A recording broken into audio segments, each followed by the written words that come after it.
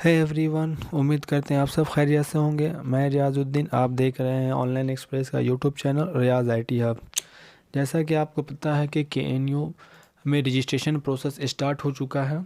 15 दिसंबर 2023 को ये नोटिस आया था। आप लोग चेक कर सकते हैं वेबसाइट पे कि जो बच्चों अभी आप लोगों ने जो एडमिशन लिया था 2023 सेशन में पीजी और यूजी मतलब अंडर ग्रेजुएट और पोस्ट ग्रेजुएट स्टूडेंट जो है इस बार जो एडमिशन लिए है केएनयू यूनिवर्सिटी में, उनसे जो एफिलेटेड कॉलेज हैं उन सभी में रजिस्ट्रेशन प्रोसेस स्टार्ट हो चुका है। ऑनलाइन फॉर्म फिलअप करना पड़ेगा अपना रजिस्ट्रेशन करने के लिए। आप खुद से भी कर सकते हैं, साइबर में भी जाके फिल करवा सकते हैं। ये जो प्रोसेस ऑनलाइन आपका रजिस्ट्रेशन प्रोसेस है, इसमें कुछ हम आपको गाइडलाइंस बता देते हैं।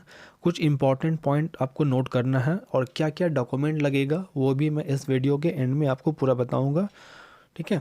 क्योंकि अगर आपका रजिस्ट्रेशन प्रोसेस में कहीं भी कुछ मिस्टेक होता है तो आपको ये रजिस्ट्रेशन दोबारा करना पड़ेगा, क्योंकि इस रजिस्ट्रेशन प्रोसेस में एडिट का ऑप्शन नहीं है आफ्टर सबमिशन ऑफ फॉर्म। अगर आप रजिस्ट्रेशन फॉर्म सबमिट कर देते हैं तो इसमें कोई एडिट का ऑप्शन नहीं दिया गया है, ठीक है। ये आप बात ध्यान देंगे, ठीक है। एडिट का कोई ऑप्शन नहीं है इस फॉर्म में। तो आप जब भी ये फॉर्म भरें तो बहुत आराम से भरें। और आपका जो एजुकेशनल सर्टिफिकेट है 10th 12 में जो सर्टिफिकेट में नेम है वही नेम आप यहाँ पे फॉर्म में फिलअप करते वक्त डालेंगे, क्योंकि ये नाम जो भी आप करेक्ट करके डालेंगे यही आपका आफ्टर में रजिस्ट्रेशन होकर ये प्रिंट में आएगा। आपका जो रजिस्ट्रेशन प्रिंट होगा उसमें आपका ये नाम शो करेगा। तो ध्यान से भरना है आपको फॉर्म। डॉक्यूमेंट में हम आपको बताते हैं क्या क्या लगेगा। देखो, डॉक्यूमेंट में सबसे पहले बोला गया आपको फ़ोटो 80 KB के अंडर रखना है। कलर फ़ोटो देना है, कलर पासपोर्ट साइज फ़ोटो देना है। और पुराना फ़ोटो नहीं देना है, बहुत पुराना फ़ोटो नहीं, जो रिसेंट फ़ोटो है वो फ़ोटो अपलोड करना है आपको 80 KB के अंदर में। और जो सिग्नेचर होगा आपका 50 KB के अंदर में सिग्नेचर रखना पड़ेगा। इसके बाद आपको 10th का रिज़ल्ट और 10th का रजिस्ट्रेशन नंबर निकाल के रखना पड़ेगा डॉक्यूमेंट में। 10th का रजिस्ट्रेशन नंबर लगेगा आपका फॉर्म फिलअप करते वक्त विथ रजिस्ट्रेशन ईयर, कि आपका रजिस्ट्रेशन नंबर लगेगा और आपको साथ में आपका रजिस्ट्रेशन कौन सा ईयर में हुआ वो भी पुट करना पड़ेगा। उसके बाद आपका जो 10th में जो मार्क्स आया था परसेंटेज ऑटोमेटिक निकल जाता है, आपको total number of marks put करना है, ठीक है। सेम 12 का रजिस्ट्रेशन नंबर लगेगा विथ ईयर, और फिर 12 का आपको रिज़ल्ट जो भी मार्क्स आया था वो पुट करना पड़ेगा। और जिस कैंडिडेट ने अपना एडमिशन कास्ट सर्टिफिकेट के बेसिस पे लिया है, मतलब उसका SC सर्टिफिकेट हो या ST OBC या EWS सर्टिफिकेट या PW से जो कोटा से एडमिशन लिया है उनको यहाँ पे मेंशन करना पड़ेगा सर्टिफिकेट नंबर वगैरह, ठीक है। और एक जो नया ऑप्शन आया था ABC ID, that means academic bank of credit, इसके बारे में भी हम एक नेक्स्ट वीडियो अपलोड करेंगे, अभी टाइम है उसके लिए। तो ये जो ABC ID है ये 12 डिजिट का होता है। ये आधार के बेसिस पे ही बनता है। अगर आपका आधार में मोबाइल नंबर लिंक रहेगा तो आप इजीली इसको क्रिएट कर सकते हैं, कोई इशू नहीं है। लिंक दिया हुआ ABC, आप अगर टाइप करें गूगल में आपको ABC का वेबसाइट आ जाएगा। आप डिजी लॉकर से भी इसको क्रिएट कर सकते हैं। से रिलेटेड नहीं है, जो वेस्ट बंगाल के नहीं है उनके लिए माइग्रेशन सर्टिफिकेट लगेगा यहाँ पे उन लोगों के लिए। तो देखो, जो ध्यान देने वाली बात यहाँ पे है, यहाँ पे जो अभी आपका नेम लिखना है, फादर नेम, मदर नेम या फ़ोन नंबर, जीमेल, कहीं पे भी कुछ मिस्टेक नहीं होना चाहिए। माइनर मिस्टेक नहीं करना, ना ही मेजर मिस्टेक करना, क्योंकि इस फॉर्म में एडिट का एक ऑप्शन नहीं है। और दूसरा, ये फॉर्म कंप्लीट करने के बाद आपको पेमेंट करना पड़ेगा 700 रुपीज़ का। रजिस्ट्रेशन फ़ी ₹700 आपको पे करना पड़ेगा। फॉर्म में कुछ भी मिस्टेक होता है, जैसे मान के चलिए आप ईमेल आईडी में मिस्टेक कर देते हैं, तो आफ्टर रजिस्ट्रेशन आपके ईमेल पे एक आईडी और पासवर्ड जनरेट होकर आता है। ईमेल आईडी अगर मिस्टेक रहेगा तो वो आईडी और पासवर्ड आपके पास नहीं आएगा। रजिस्ट्रेशन तो हो जाएगा, फॉर्म प्रिंट हो जाएगा, बट आपके पास वो मेल आईडी पासवर्ड वाला नहीं आएगा। नेक्स्ट प्रोसेस ये रहता है कि आप उस आईडी और पासवर्ड से आप अपना रजिस्ट्रेशन डाउनलोड कर सकते हैं। तो इस बात का ध्यान दें, जब भी आप फॉर्म भरें तो आप एक बार सबमिट करने से पहले प्रीव्यू कर ले फॉर्म को बहुत अच्छे से, कहीं पे मिस्टेक नहीं होना चाहिए, ना ही जीमेल वगैरह में डॉट मिस होना चाहिए, ना जी और ना ही मेल, या कोई भी एक वर्ड आगे पीछे नहीं होना चाहिए। जो आपका करंट ईमेल आईडी यूज़ कर रहे हैं उसको ही फोकस करें, और वो ईमेल आईडी आपको कंटिन्यू रखना पड़ेगा 4th ईयर तक। अगर आपका ग्रेजुएशन 4th ईयर का है तो 4 ईयर तक उसको यूज़ करना पड़ेगा। जिनका मास्टर 2 ईयर का है उनको सेम आईडी और मोबाइल नंबर यूज़ करना पड़ेगा। अगर आपको कोई इश्यू है फॉर्म फिल करने में, अगर आपसे फिल नहीं हो पा रहा है तो आप ऑनलाइन ही आप डॉक्यूमेंट मुझे देंगे, हम ऑनलाइन आपका फिल कर देंगे। आपको स्क्रीनशॉट हर स्टेप का शेयर कर देंगे आपके व्हाट्सएप में। आप एक बार कंफर्म कर लें कि सब कुछ ओके है, तब यहाँ से फॉर्म सबमिट हो जाएगा आपका। ठीक है। अगर किसी का कहीं पे आसपास में साइबर नहीं है या कुछ प्रॉब्लम हो रहा है फॉर्म फिल करने में, या कहीं पे किसी को समझ में नहीं आ रहा है कैसे किया जाएगा, तो आप मुझे डॉक्यूमेंट, जो भी डॉक्यूमेंट लग रहा रिक्वायर्ड रहेगा आप मुझे सेंड करेंगे, हम यहाँ से ही आपका ऑनलाइन फॉर्म फिल कर देंगे। ठीक है। अब देखो, अब यहाँ पे जो प्रोसेस ये हुआ है, ये फर्स्ट आपका जो प्रोसेस था एडमिशन प्रोसेस, यूनिवर्सिटी का जो प्रोसेस था फर्स्ट आपका एडमिशन प्रोसेस, जहाँ पे आप लोगों ने एडमिशन कराया। नेक्स्ट प्रोसेस था रजिस्ट्रेशन का। अब आपका जो रजिस्ट्रेशन है यूनिवर्सिटी में रिकॉर्ड हो जाएगा। रिकॉर्ड होने के बाद आपका रजिस्ट्रेशन इश्यू होगा। अब जो भी प्रोसेस होगा पूरा ऑनलाइन होगा। केएनयू का जो भी प्रोसेस है एडमिशन से स्टार्ट होता है, पूरा प्रोसेस ऑनलाइन, रजिस्ट्रेशन भी ऑनलाइन। ठीक है।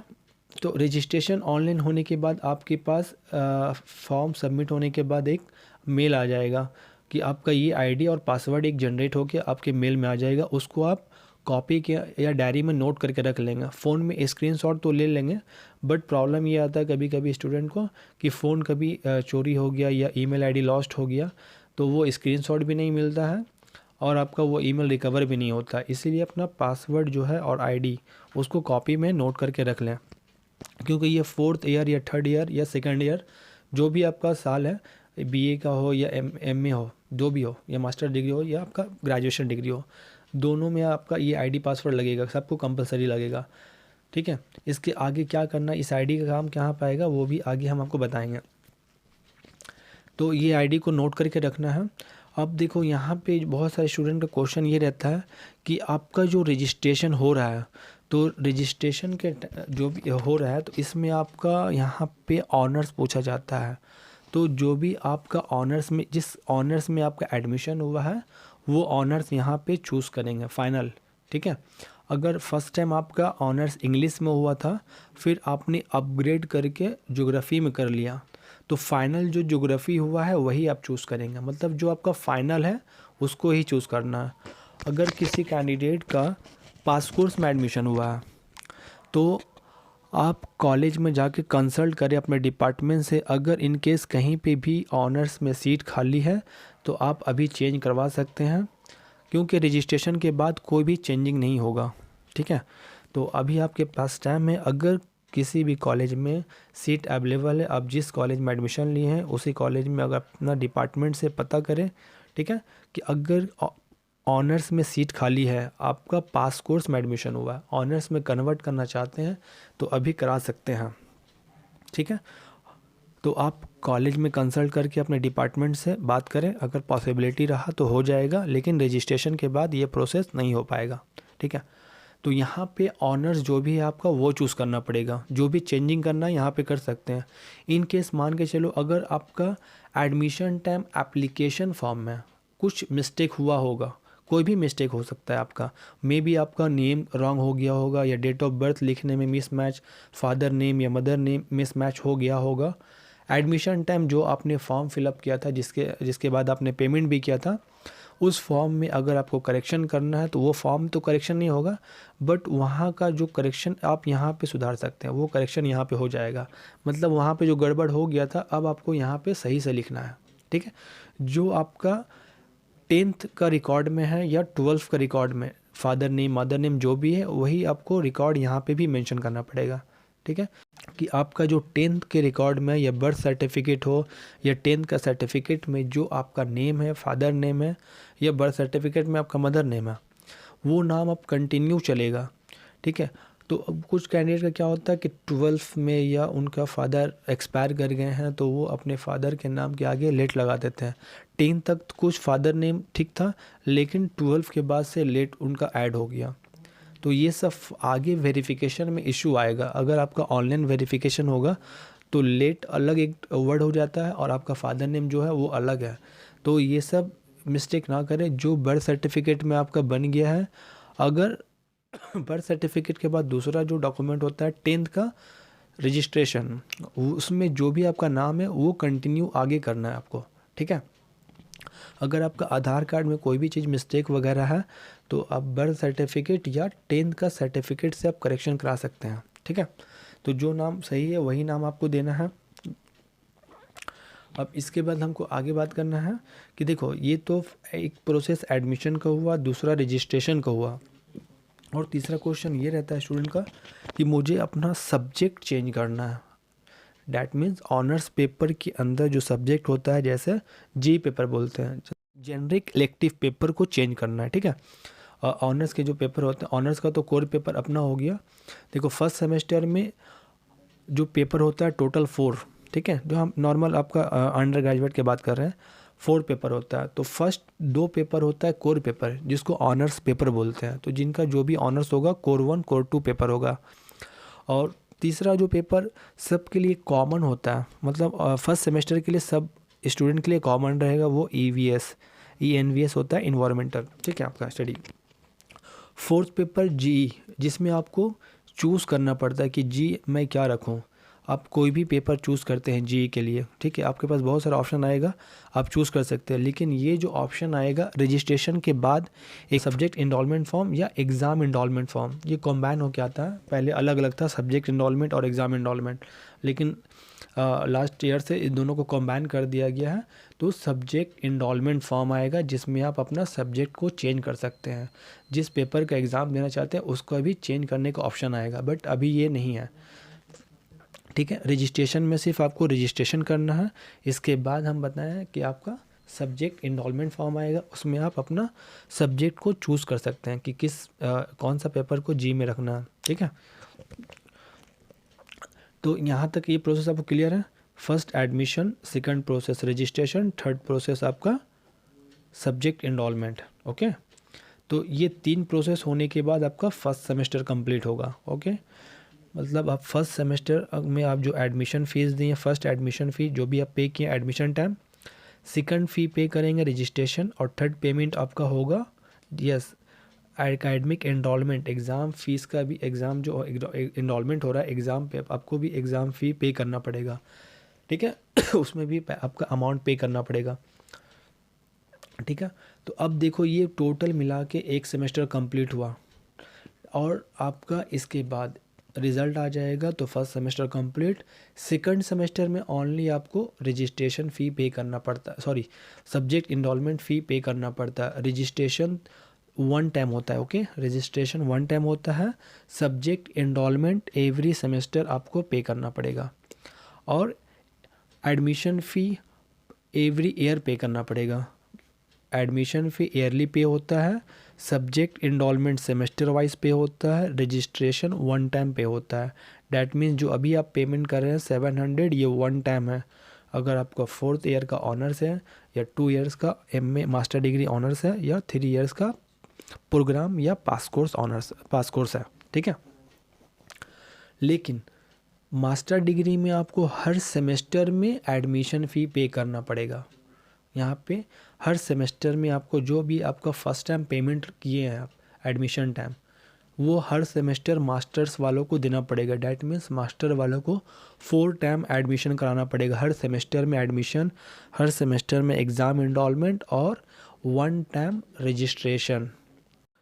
और रजिस्ट्रेशन फॉर्म कंप्लीट होने के बाद आपका प्रिंट आएगा, और वो उस प्रिंट को आपको कॉलेज में सबमिट करना पड़ता है, ठीक है।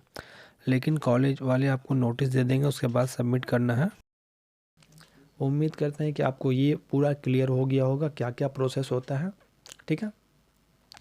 और A to Z प्रोसेस आपका जो भी रजिस्ट्रेशन हुआ, एडमिशन हुआ, सब्जेक्ट इनरोलमेंट, या उसके बाद आपका एडमिट आएगा, रिज़ल्ट आएगा, पूरा प्रोसेस ऑनलाइन ही होगा KNU का।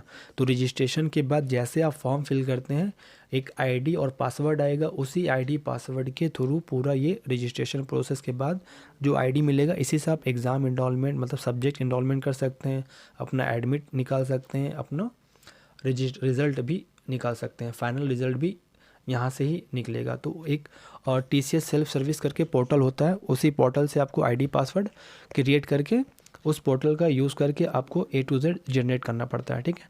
वो भी हम नेक्स्ट वीडियो में ये कभी आपका अपलोड कर देंगे वेबसाइट में। ऑलरेडी मेरा एक और चैनल है, आप अगर रियाज ऑनलाइन एक्सप्रेस लिखेंगे तो TCS आईडी पासवर्ड का लिंक मिल जाएगा वहाँ पे, किस तरह क्रिएट करना है। उम्मीद करते हैं कि आपको ये पूरा वीडियो समझ में आया होगा कि रजिस्ट्रेशन प्रोसेस क्या कैसे किया जाता है, या नेक्स्ट प्रोसेस क्या होगा, सब्जेक्ट इनरोलमेंट कब चेंज होगा। Okay, thank you so much.